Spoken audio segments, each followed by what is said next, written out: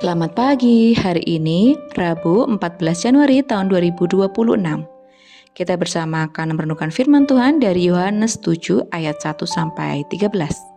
Yohanes pasal 7 ayat 1 sampai 13. Demikianlah firman Tuhan. Sesudah itu Yesus berjalan keliling Galilea, sebab ia tidak mau tetap tinggal di Yudea, karena di sana orang-orang Yahudi berusaha untuk membunuhnya. Ketika itu sudah dekat hari raya orang Yahudi, yaitu hari raya Pondok Daun.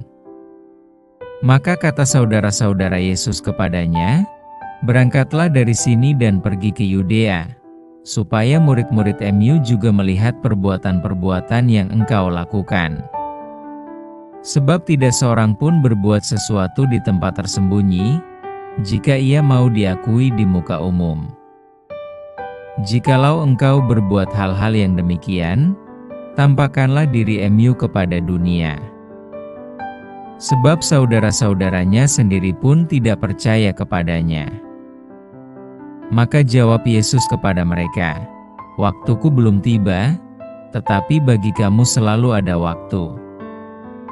Dunia tidak dapat membenci kamu, tetapi ia membenci aku, sebab aku bersaksi tentang dia, bahwa pekerjaan-pekerjaannya jahat. Pergilah kamu ke pesta itu. Aku belum pergi ke situ, karena waktuku belum genap." Demikianlah katanya kepada mereka, dan ia pun tinggal di Galilea. Tetapi sesudah saudara-saudara Yesus berangkat ke pesta itu, ia pun pergi juga ke situ, tidak terang-terangan tetapi diam-diam. Orang-orang Yahudi mencari dia di pesta itu dan berkata, "Di manakah ia?" Dan banyak terdengar bisikan di antara orang banyak tentang dia. Ada yang berkata, "Ia orang baik." Ada pula yang berkata, "Tidak, ia menyesatkan rakyat." Tetapi tidak seorang pun yang berani berkata terang-terangan tentang dia karena takut terhadap orang-orang Yahudi. Dengan tema Waktu Tuhan. Pada umumnya, setiap orang suka jika kemampuannya diakui oleh orang lain. Maka tidaklah mengherankan jika banyak orang berjuang sedemikian rupa supaya diakui dan bahkan dihormati. Misalnya dalam berjuang untuk mendapatkan gelar yang tinggi, mempunyai harta melimpah, dan lain sebagainya. Pemikiran yang serupa juga muncul pada saudara-saudara Yesus.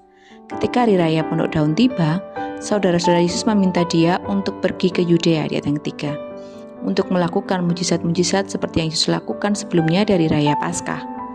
Mereka berpikir akan makin banyak orang yang mengikuti Yesus dan mengenalnya karena dalam perayaan tersebut sangat banyak orang yang hadir.